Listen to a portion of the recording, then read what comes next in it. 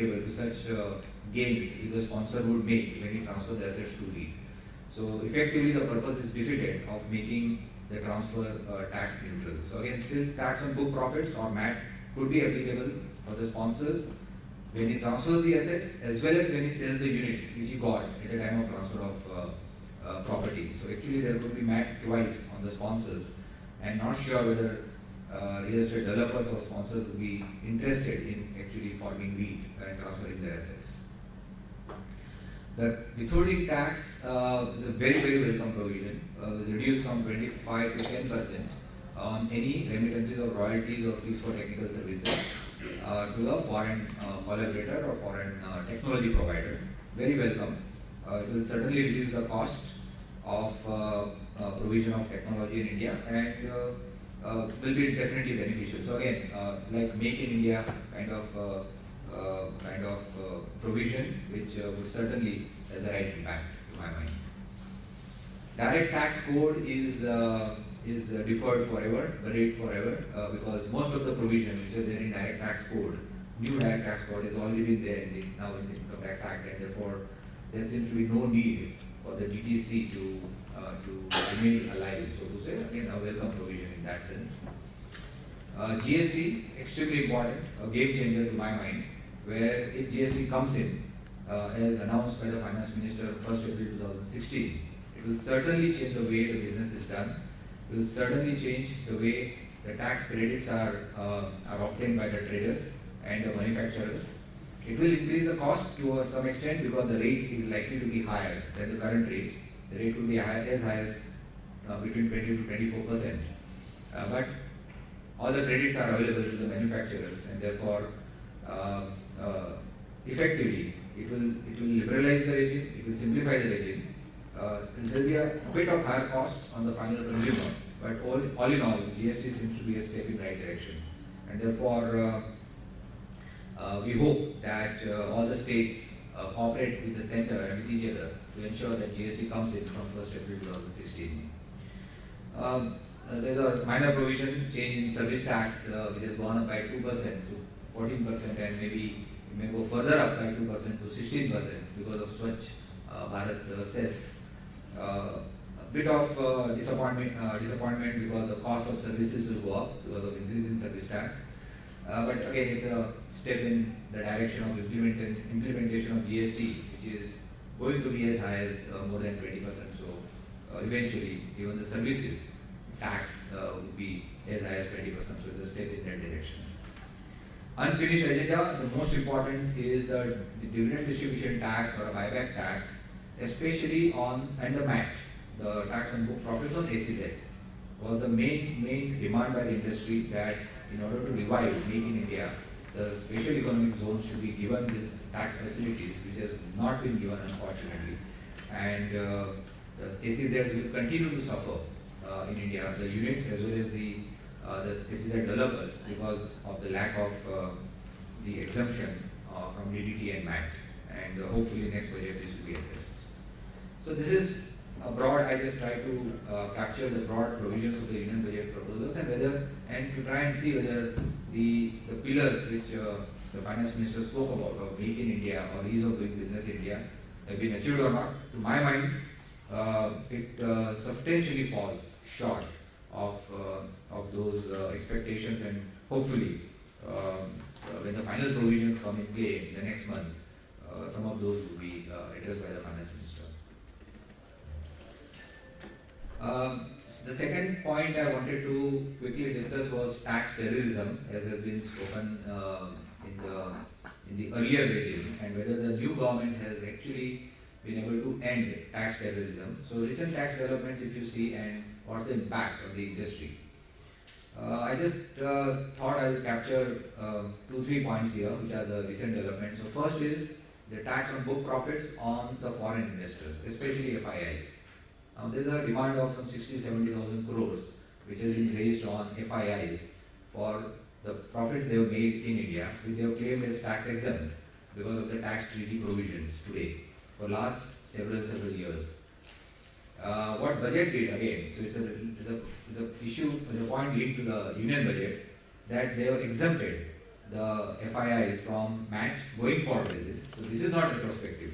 What is beneficial is not retrospective. What is not beneficial is generally retrospective, unfortunately. And therefore, the tax office has raised the tax demand on the FIIs for last several years. Because the non-applicability of MAT provision is supposed to be from the current year or next year onwards in that sense. So this is one retrograde step in that sense. It's unfortunately created a lot of hue and cry. Again, it will create issues in terms of the perception of the foreign investors, whether India is a tax-friendly jurisdiction for doing business. Second, taxability of share premium. Now, this is again a big issue for several corporates in India, where the foreign investors have infused money at a premium, and the tax office has considered that share premium which is infused as income in the hands of the Indian corporates. Huge controversial step which is taken by the tax office. It's to my mind completely unjustified. If a share valuation is justified by the corporate and by the investor, I think tax office has no role to play in terms of deciding what is the fair value of the shares at which the shares should be issued by the Indian corporate. So hundreds of crores of demand I have seen which has been raised by the tax office on the Indian corporate by taxing the share premium in their hands. Very unjustifiable situation today. Let's see what happens. Everybody has filed appeals or writs in the High Court. We'll have to wait and watch what happens here. Third is retrospective taxation, which was the single most factor for the demise of the earlier government, to my mind. The Vodafone kind of issue. And the new government promised that this kind of situation will not continue. But I don't think we are seeing that intent translating into action. Again, there are some notices which are issued to tax the overseas transfers in India, Vodafone kind of situation. And again, the amounts involved are billions of dollars of taxes. Again, the finance minister has justified or tried to defend this action of the tax office of applying retrospective tax on overseas transfers. Only time will tell whether this impacts the current government as well. But to my mind, again, very unfortunate and retrograde step, because in any case the entire law was amended from 1962 onwards to tax these kind of transactions. So something which should not have been done. But that's another unfortunate part which is happening in last few months. And ICDS, the new accounting standards for computation of taxable income by the assessees in India. The next speaker would deal with ICDS, so I will not deal with this in detail, but I think it's a step in right direction. It may create its own issues in terms of extra work and some complications of reconciliation of your books of accounts, etc. But I think it's a step in right direction. So essentially, whether there is an end of tax terrorism or not, that one will need to come to an independent conclusion. To my mind, nothing much has changed. We have to wait and watch. The last thing I would like to touch upon is regulatory reforms. Several things have come, and again the conclusion we need to reach is whether it is the end of policy paralysis. To my mind, I am more optimistic and more bullish and more positive about regulatory front rather than tax front. And I have touched upon again some of the aspects. Maybe I'll quickly deal with three, four aspects which are relevant. So first is NBFCs. Extremely important step. NBFCs are brought or covered under the SARFAESI Act now, so they will have a bankruptcy protection in that sense, and they will have more ability to deal with some of the defaults without approaching court. So that's something which is a positive step. And there are some other reforms like NBFCs up to 500 crores will not be governed by the RBI norms, etc. Again, quite positive in that sense, which was a demand by the industry. FDI into domestic fund is now permitted. It was always permitted, but now it seems to be a law. Again, we are waiting for the fine print in terms of whether this will be under automatic route or whether FIPB will permit this FDI. We'll have to wait and watch on that. But again, positive. FDI, FPI limits merged, neutral to my mind, but we'll have to see how practically this works. Black money, lot of significant provisions in the Income Tax Act as well as separately on the black money bill. This will serve the purpose, to my mind, extremely stringent provisions and disclosures for black money, either Indian individuals or corporates. If they do not disclose in their tax returns, there could be penalties and prosecution up to 10 years of jail. So I think step in the right direction, because that was one of the pillars which the finance minister or the government had promised when they came to power.